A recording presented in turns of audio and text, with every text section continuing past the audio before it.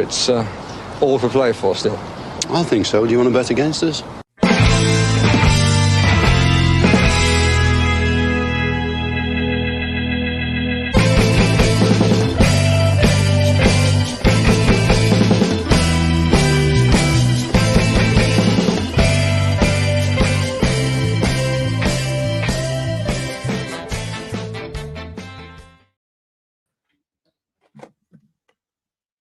Why doesn't that ever turn off? That's annoying me now. Everybody, there we go. It just won't turn off. Usually it goes off automatically. I don't know whatever's happened. Anyway, how's everyone doing on this fantastic day? A day where we got to see Aston Villa's new shirt, albeit that the leaks happened yesterday, and to be honest with you, some leaks happened about 3.5 weeks ago. But it was great to see it in the flesh. It was great to see the excitement around it. And Paddy, I think overall it was absolutely fantastic to see the record-breaking sales that Aston Villa have had today, both online and in the shop as well. It's just great to see all this wonderful kind of goodwill and good feeling around Aston Villa at the moment. Well, it's such a buzz, and it's going to be the first short that, well, it might not be the first short. We could be away from home in our first Champions League game, but you get what I mean. It's the first opportunity we've had to put a Champions League patch on one of our shorts, and those cues today were absolutely phenomenal. And big shout out to the amazing staff who put in one hell of a shift today between printing shorts and reloading them and getting them out there. And the club did a great job making like I saw a walkthrough video this morning, and I saw loads of photos, and our friends Mark and Emma were in the queue this evening, and they sent us picture of their new shorts, and everyone seems very, very happy. And I suppose the only thing to give out about is how bloody much it costs and our Brexit tax that we have to pay, Neil, to get it over here. I was going to get onto that in a moment. And then, so the JD Sports thing, of course, we're not like old habits die hard. And I'd say Jesus, it must be the bones of 20 years. I'm buying Villa shirts online. Yeah, I'd say it is. I'd say it's the bones of about 20 years I'm buying Villa shirts online. And that's the only way you can get them, because they just don't sell them in Ireland. They just don't. Or else I was getting people to get them when they went over to the UK. And then, of course, JD Sports start running them. And, of course, first thing I do is go to the computer this morning, type it in, boom, everything comes through. €123 for the normal shirt with Tyrone Mings 5 and the Champions League patches on the back. And then you go to press send. There's 30 quid in shipping, and it's 28 quid in Brexit tax that comes across as well. But you know what?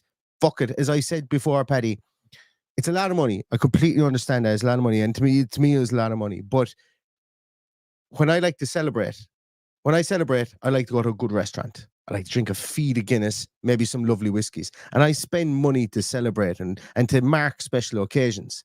And this a shirt with a Champions League badge on it, to me, and not to anybody else, I'm not speaking for anyone else, to me, it's worth it for me.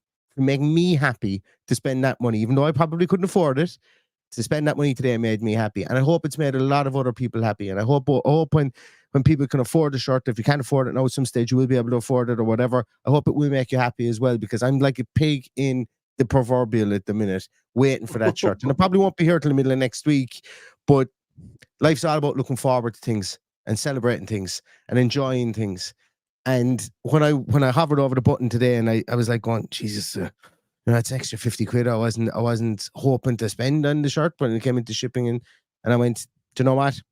We might never be in the Champions League again. There you go. And if we do, I'll have a shirt with the badges on the side of it, and I'll be as proud as punch to wear it. And that's just my story. I know everybody else will have a completely different story. And like, as I say, I'm certainly, and thanks be to Jesus, my other half doesn't watch this. So she will never find out what I spent on the shirt today. She will never find out that it was nearly close to €200 that went out of my account today to get a shirt with Tyrone Mings number 5 in the back of it. She will never find that, because she will never watch this. So I'm safe in the knowledge that unless she's standing outside the door there, that this is our secret. We won't tell her. This is our secret. Yeah. But Paddy, what did you make of the? And I have to say, do you know what? Actually, wait a minute. I have it here. I think I have a round of applause. I do. People can hear that. Well, maybe they can't. No, they won't be able to. I can't. Yeah. Maybe you guys might be able to hear it now. I don't know if you guys can hear it now. It's supposed to be a round of applause. But I want to give a round of applause. okay, I I was very critical of Aston Villa when they announced Samuel Illing Jr. considering they got his initials wrong. I thought that is basic. That's really simple. It's something that shouldn't happen, and it got it wrong. And it was a huge signing at the time because there was eyes on it because of the swap deals. What Aston Villa did today with that montage, Paddy, and that release video has caught the world's eye. I have to say it's flawless. There's no problems with it. And to me, I've watched it back and I've seen little subtle Easter eggs in it nearly every single time. And I have to say, whoever put that together is fucking brilliant. Exactly, Jude. Exactly. I was ticking them off as I was going down through there. Ozzy's dog, Weezer, the Preds, Savo's bandana, Tony Daly, Gabby, the traffic cones, the high line, almost like a line dancing situation that they had going on. I thought it was all and of course the lady praying to Paul McGrath, and calling him Lord. For me, that was my highlight. But I think they missed the trick with the the little girl standing with her placard saying, "Can I have my shirt?" I think they should have gotten Noel Connaughton to do it. That's what I said. All he's done is give out to us for the last 3 weeks going, where's the bloody shirt? So we should have sent an email to the club saying you got to get Noel Connaughton in here to hold up that sign. Yeah, absolutely. No, that's an in-joker. Myself and Paddy are in a group with a great guy called Noel, and anyone who's never met us over Villa Park will have met Noel too. And Noel has been waiting for this shirt. Thought he was going to burst on stage waiting for it, but it's finally here. So yeah, it definitely should have been Noel that was looking for that shirt that was holding up that sign. But I must say, absolutely fantastic. Like the amount of great press Villa have got from that. And it's a 2.5 minute video, maybe not even that long. And it's just gone around the world like wildfire. The power of viral marketing, you can't buy it. Like whatever it cost them to make that, they will receive double, triple, quadruple, quintuple the amount in notice, in free advertising from people sharing it online, and probably from there will be people, because the shirt is fucking nice as well. There will be people who will go, do you know what? Shirt collectors will go, yeah, I'm having a piece of that. That's a nice shirt. And love it. I loved everything about today. I probably wouldn't have liked it if I was in the queue and the gates were locked. But look, the staff have to go home at some stage. So like I've no problem with that. But I think everybody was in the queue, got it at that stage, got in. I think they did, yeah. So yeah. So it was just a case of having to close the queue, because obviously you couldn't do that to the staff. It's just tough going as it is. A near 12-hour shift of sorting out the kits, and look, by all accounts, everybody, I've yet to see anything negative about the kit from anybody who's bought one today. Apparently, even the sizes are true to size, whatever true to size means in this day and age. But I like to have a bit of room in my shirt, so I sized up. So anyway, I don't care. I can wear something under it on Champions League nights when it's cold, and I'll be as happy as a pig in shit, as you just said. Absolutely. And that's all that matters. Yeah. I said pig in the proverbial, and I don't know why, because I swore like a trooper beforehand. So I don't know why I choose to let that one out. PSK says, our great friend PSK, who often comes in here at Nuggets, says the mystery remains as to who the gentleman in the Seaman Martin is. Well, unless you know. I don't know who he is. And once again, I meant to mention this. I think this is genius as well from Villa. If my conspiracy theory, I made a tinfoil hat because I was coming up with so many conspiracy theories recently. And I'd say my daughter robbed it because I wanted it for a very specific situation. But I have a tinfoil hat theory. I think that this guy was put in there specifically so people would go, who the hell is he?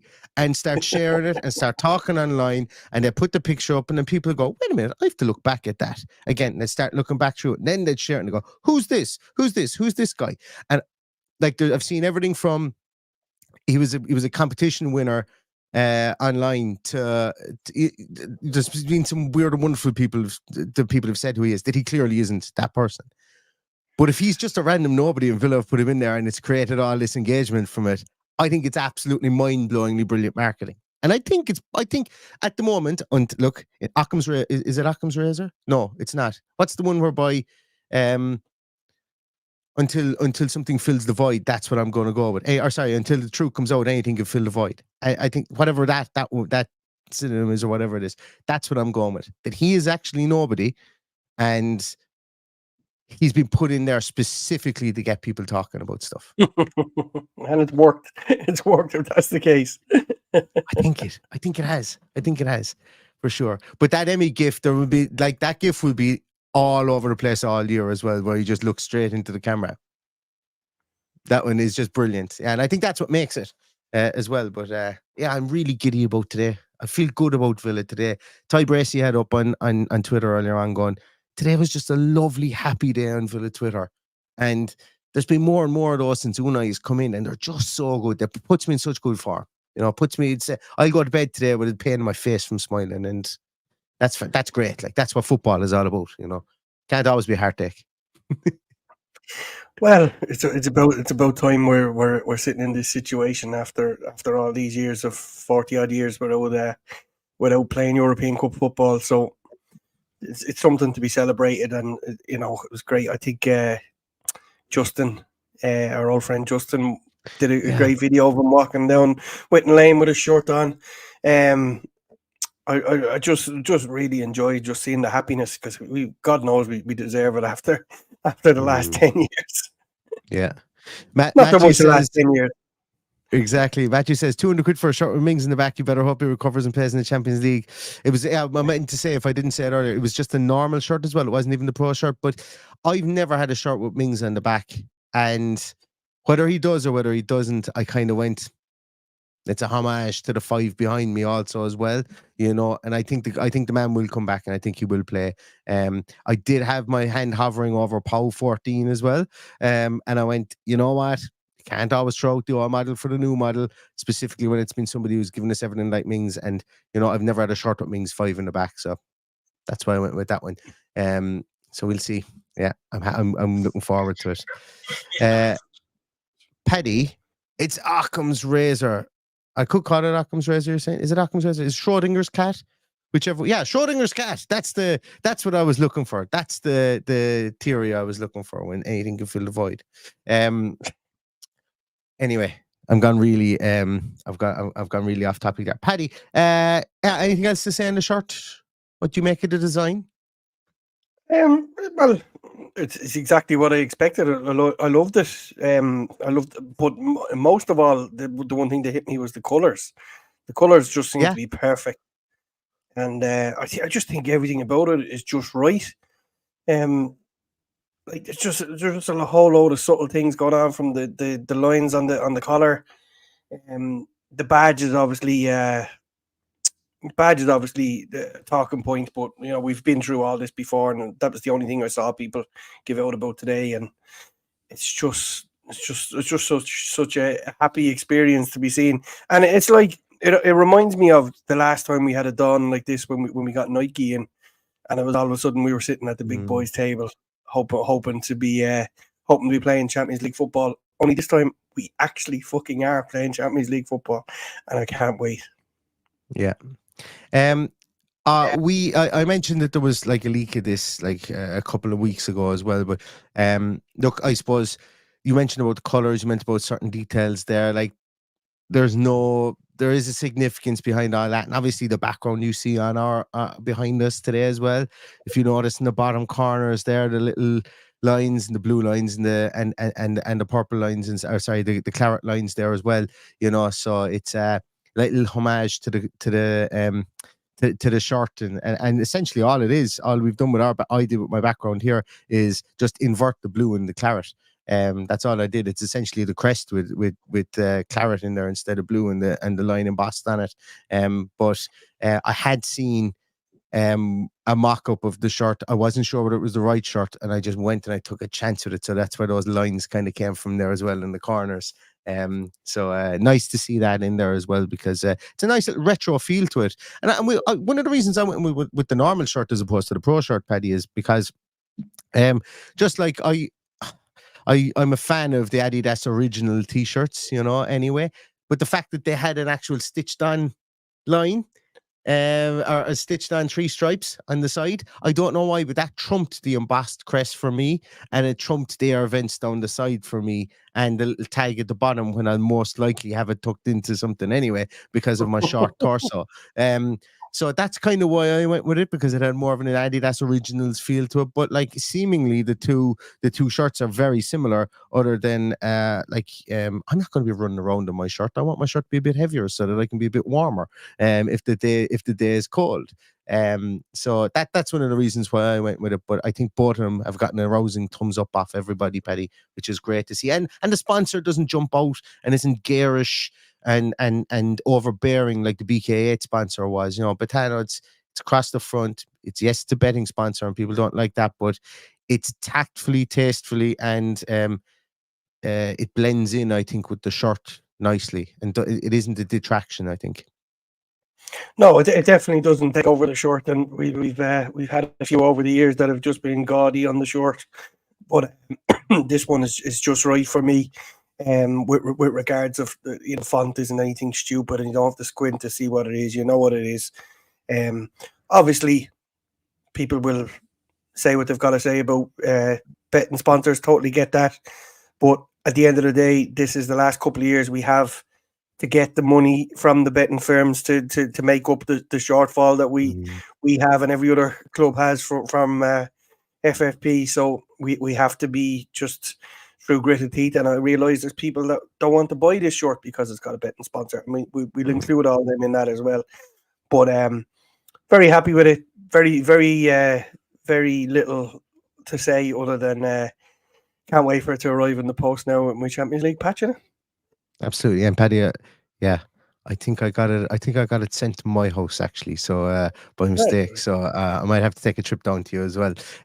Paddy, we've been fact checked on something we said there by Brendan. Brendan has fact checked us to say, I'm never qualified to disagree with either you or Paddy, but I will say pigs are not happy in shit, but they're very happy in mud. And Brendan is the head zookeeper, is a zookeeper in Dublin Zoo, so we will definitely bow down to your knowledge in that one, Brendan. Absolutely, 100% sure. I love being fact checked. I love it. See, everybody comes here to learn stuff in this podcast for sure. You come here to learn. That's certain. There was a comment I saw there as well. Where is it? Duncan Kilburn he bought a Diaby shirt last season and he slightly miffed. And that's a brilliant segue to where I'm going to next, Paddy, because it looks like Diaby is packing the bags, or the bags are packed as far as I know. I've heard that he's gone and he's no longer linking. He's actually in Saudi Arabia as we speak. Diaby gone. I don't really know what to think of it other than it's a change of tack for Unai, probably tactically. Maybe the club took a cash grab on this one and said, yeah, you know what, we're probably, with Philogene coming in, we're probably going to get somebody of a different ilk. And I've always been on that bandwagon. I'd say for the last 3 weeks since this broke, I've been saying it's going to be somebody different. It's going to be a different position, and we will replace him. And it's just going to be interesting, I suppose, to see. But, now that it's finally, I suppose, more or less all but done, what's your thoughts now? What's your views on the Diaby transfer as a whole? Well, I'll say it before and say it again, and I'll say it till I'm blue in the face. Until he gives me a reason not to trust him, I trust everything that Unai Emery does. Diaby came in, obviously had all those goal contributions, but at the end of the day, probably wasn't as consistent as you would like a 50 million striker to be. As a result, he's on the way out.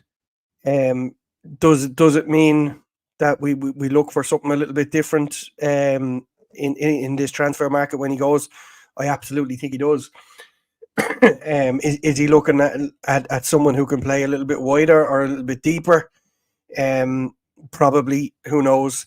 And then we have all those players that are there, and we're the next week and a half, the 3 games in America are going to give us a good indication of what way he wants to line up.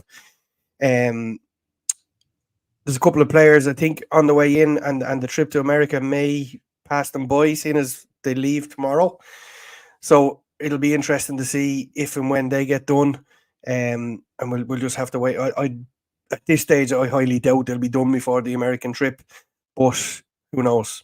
who knows what's going on behind the scenes. There's, But I there's would Paddy imagine. speaking very confidently. There's Paddy speaking very confidently about players coming in. Oh, there could be players going out too, I think, very, very Yeah. soon. But it's just a case now, I think, is if they get this money over the line with Moussa Diaby, then there's a carte blanche really to go and sign who he wants to sign. Now if he gets his targets, happy days, and you know, as I said, it's all a case now of trusting the process. He's brought us this far. Let's see what else he can do and work his magic. And we're having one hell of a transfer window. And who are we to question the motives? Obviously, it would kill me if Diaby had gone to a Man City or a Liverpool and absolutely tore it up. So he's heading to the Middle East. We're not ever going to play a team from Saudi Arabia, I would imagine, anytime soon. So he's out of sight and out of mind. Same with Douglas Luiz there's a chance we might play Douglas Luiz. So I've no problem with players moving on away from the Premier League, because I'd hate to see them tearing it up at other clubs. That just kills me a little bit. But look, it seems like the brain trust have made up their mind on Diaby. No surprise to anybody, because I was pissed off at him on a number of occasions last season, as I was with Bailey the year before, and as I'm entitled to do, I'm entitled to change my mind, which I have about Bailey. And I was hoping that Diaby would stay another season and see what we could get out of him, but that's just the way it is now. That's all we can do, is just sit back and wait and see what he does in return for the money that's there. Yeah, like the speculation is rife, I suppose. There's been names, there's been Joe Felix, is he, isn't he? Does he want to? Does he not want to? All that kind of jazz. You know, it's an interesting one from that point of view with regards to does he think that the person is there in the squad already? I know, look, and Morgan Rogers will definitely be alternated in there at some stage. But there's like, so there's a lot of conversation about has our first 11 gotten any better, and that's where the kind of the Diaby that feeds into the Diaby conversation as well, because when Diaby was going, people started talking about going, well, have we replaced Douglas Luiz, and will we? And then people were saying, well, we mightn't replace Diaby, you know, we might get someone else, we might just play out Morgan Rogers in there. I think Diaby will definitely be replaced. I'm on record of saying that weeks ago, and I think he definitely will. I think Morgan Rogers will play inside. I think Morgan Rogers will also play outside at times. But I think Unai Emery will be hell-bent, and I mean hell-bent to the point of I would say banging the table, that he won't be in the position he was last year, where he could only rely on 16 players going into a Champions League season. I just think the club won't want it either.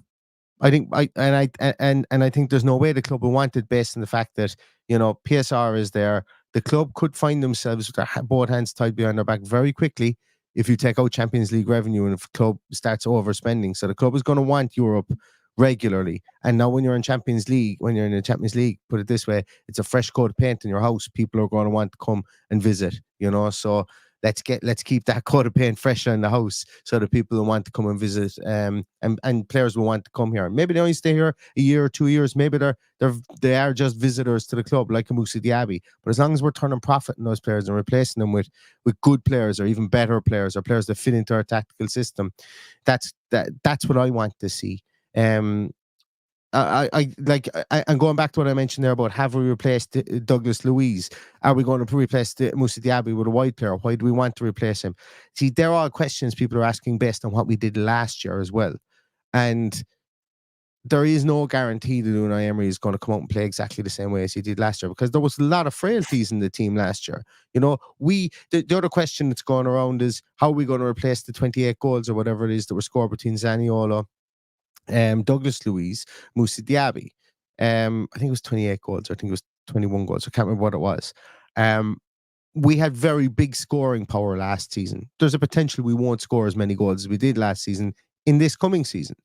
But there's also a high potential based on the players we've brought in that we will concede far less this season than we did last season as well. So I think there'll be a balancing out point with regards to that. And I think Unai is probably going to rob Peter to pay Paul from from a tactical point of view, whereas we won't play exactly the same way. And I think that's exciting in its own way. And it could be completely wrong. He could trust Onana to go forward and play the Douglas Luiz role, or he could trust Boubacar Kamara to do it when he comes back, or maybe Barkley is just going to slot into that, which he has been doing in the preseason.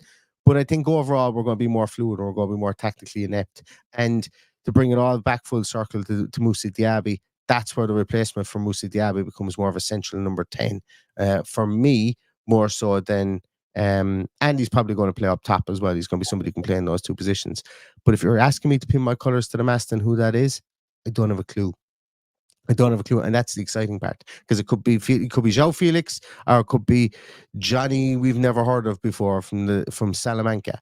You know, it could literally be anybody, and that's going to be great to see where we go with that player, because we don't need a player to jump in straight away with Rodgers and Buendia there, but we will definitely get a player, I think, to come in and to be able to play in that position across the front three, including striker as well. Yeah, I still think there could be another 2 or 3 to come in, and definitely one in that position. And the reason I say 2 or 3 to come in is because I believe that there's more to go at this stage. So, we saw Jacob Ramsey back in training on the reel yesterday.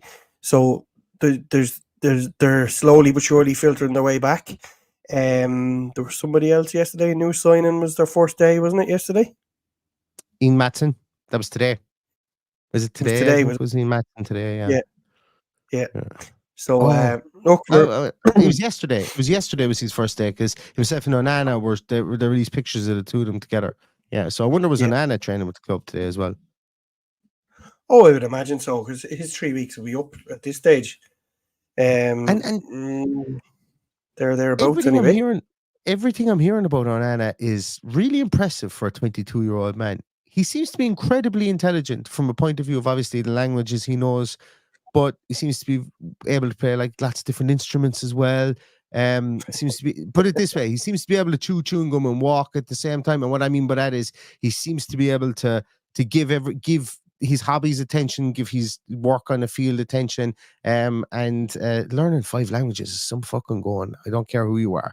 To be able to speak 5 languages at 22 or whatever age you are is some going. I can barely speak English. Is it any wonder he gets pissed off when someone gets his name wrong? But he gets pissed off in a London accent, which is even better. And that was hilarious. That, like, when I watched that back, he was speaking French. Then he turned around and spoke German to somebody with one sentence. And as he was speaking German, he stopped and then said in a London accent, "That's not my name, bro." Exactly. Yeah. So it's yeah. Look, I think it's, and I know, yes, Hugh says Belgians usually speak at least 3 languages as well. But yeah, it's just I just like that. I don't know what it is. I'm getting some good vibes from him. He seems to be a pretty calm and down to earth type player as well, or type person. So yeah, I'm so hopeful for him. You know, he's a record signing. You have to be hopeful for a record. Look, our last record signing is just after hightailing it out the door to Saudi Arabia. You know, so this guy is our record signing, and it's funny because the aforementioned Noel Connaughton sent a text last night going, I should be more excited about Onana than I am. And I think a lot of fans are like that, and that's okay. That's absolutely okay, because he's all this potential, and he's done so much in his short career, but he still has all this potential in the world. And we have the doctor. Was it the Dr. Frankenstein? And he could be Frankenstein's monster in midfield at 6'6". He could just about do anything. He could be the next Patrick Vieira, or he could be, whatever way Unai wants him to go. So the excitement should be there for him as well. And I can't wait to see him in the shirt for his first game, because I think we'll be excited to see where he plays and how he plays him. Yeah, well, you listen to what Everton fans will tell you. They're fairly divisive about him. Most of them are happy to take the money. Some of them are a little bit disappointed that he's going to rock up in the same division and hopefully knock it out of the park, because you'd have to think that Unai Emery will bring his game to the next level.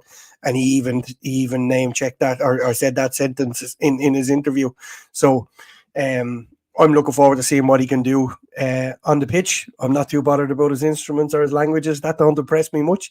What impresses me is that he will come in and boss that midfield and make that number 6 shirt his own, fill it out like the big man that he is, and make us all happy, because I left the number on off the back of my shirt because I have a sneaky feeling that he's going to be the one I put on there. But I just wanted to make sure before I did. Yeah. I think as well, look, I think there's a lot, like I've spoken to a couple of Everton podcast guys that I keep in contact with, and they all said we've gotten a good player. I think there's a lot of that in Twitter about Everton fans going, oh, we've had our pants down and stuff like that. Nobody wants to lose a player for 50 million. They don't. They just don't. And especially somebody who's 22, somebody they bought for 35 million themselves. They said, oh, at times he went out of games, at times he was gone missing in games as a 20-year-old coming into a new league. If anything, he's betting in the Premier League done. And plus, and I know this might sound strange, but does he really play that kick and chase type of game that the Sean Dyche plays as well? I'm not 100% sure that he does. So he's very well thought of in Belgian football circles as well. They know a good midfielder when they see one. That's not to say that Everton don't, but I think the Twitter reaction, as opposed to the people that I've been speaking to, who, to be honest with you, wouldn't bullshit me, because they said we've no idea why the hell you've signed Lewis Dobbin, and we've no idea why we signed Timur Bunum off you guys. They were flat out, straight out and straight to the point with regards to that. I've no reason to believe that they wouldn't be lying to me in this one either. No, and look, time will tell. Absolutely, we're all expecting big things from him, and we'll see over the next 10 days. I say very exciting 10 days. I'm not looking forward to staying up until 2:00 in the morning watching Villa next Tuesday, because I've just started a new job and it's really intense at the moment. But knowing me, I'm not going to be able to stay up, or not going to be able to stay away from watching what these new players will do. Well, I have some good news and some bad news. It's next Thursday. Anyway, it's next Thursday. Well, next Wednesday night, Thursday morning. Thursday morning. Yeah. We may not. I will be 3 sheets to the wind on Saturday night. I'll be on day 2 of a wedding. But that isn't to say that I may not pop onto a podcast. Okay, I don't know if Paddy is going to do a team sheet tantrum at 10 to 12 in the morning. 10 to 12 at night, should I say? But we'll see. If you can pull the levers in the background, I'll jump on half cut. That's absolutely no problem. Might not be a good thing, but sure, we'll see what happens. Well, Columbus crew, the Columbus lines are absolutely. I'm gutted I couldn't go over. As a lot of people will know, I'm a Cleveland Browns fan. I know Ohio very well. I've been to Ohio a couple of times. I love this. I've been to Columbus. I've been to Cleveland. I've been to Canton. All those areas. I would have loved to have gone over here again. I could have been that guy who comes over and starts showing people where to go around Columbus, because I've spent a couple of nights out there drinking before as well. But it would be great to be over there, but unfortunately can't. There's a load of people traveling, and the Columbus lines are going to put on a great show for people once they go over there. So maybe we get on. Maybe we can sample some of that atmosphere, because Columbus crew are no mugs. And I think that'll be a nice little warm-up game. It's not warm-up game, a pre-season game as well, as we then move on towards Leipzig, Club America, Bilbao, and Dortmund as well. And like, what is it, 25 days before we start our league season? Won't be long coming. Mm-hmm. There's a few people saying that the Columbus game is on Sunday night. It's actually not. It's Saturday night Columbus time, and Saturday. 1:00 in the morning kick-off for us in GMT. So we'll be no doubt ready for that. The Leipzig game is the same. It's 1:00 in the morning, Thursday morning, Wednesday night into Thursday morning. And then the last one is a little bit earlier, you'd be happy to know, on the 3rd of August, where kickoff is a 10:30 GMT. So we'll have a little bit more civilized team sheet tantrum on that night, I assume, against America. Yeah, Club America. I picked a bad 2 weeks to go. Well, I have a wedding this weekend. Then I'm on holidays in the middle of nowhere, where I like to go to level the chakras then for a week after that, and then I'm going up to Dublin to take my chiselers to the zoo.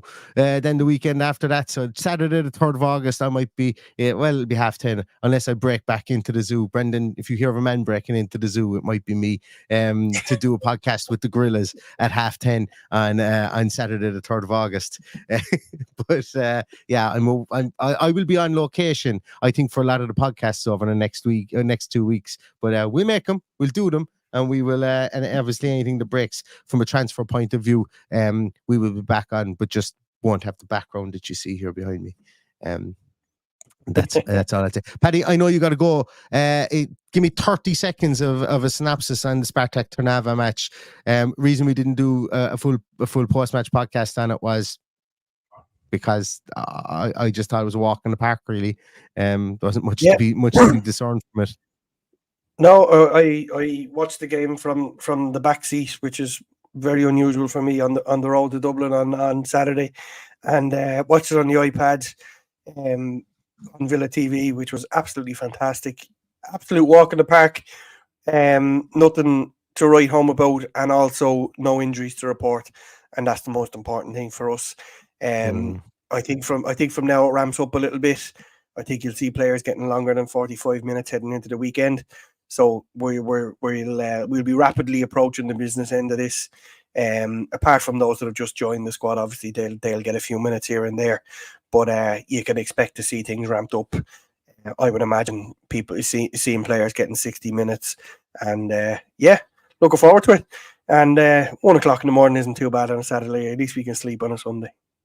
Yeah, well, no, Paddy. 2.5 and 1.5 means I can't sleep on the Sunday regardless. So, but that's my own fault. I can't blame anyone else. I was a full participant, I hope, anyway, in the reason that they're here. So I can't really be blaming anyone else for that one. Anyway, I see PSK is on maternity leave as well. So bottles and nappy duty. So you'll have an excuse to get up late in the morning too, or early in the morning, should I say? Right, Paddy, I'm going to leave you go because I know you got to be somewhere else. And to everybody who's joined, thanks a million for your time today. I'm going to pop on tomorrow. I'm going to do a podcast I'm actually going to do a couple of podcasts tomorrow on sub goalkeeper. I just want to get a podcast out there about my thoughts on that. I want to do a podcast on 2 other players as well that we've been linked with recently.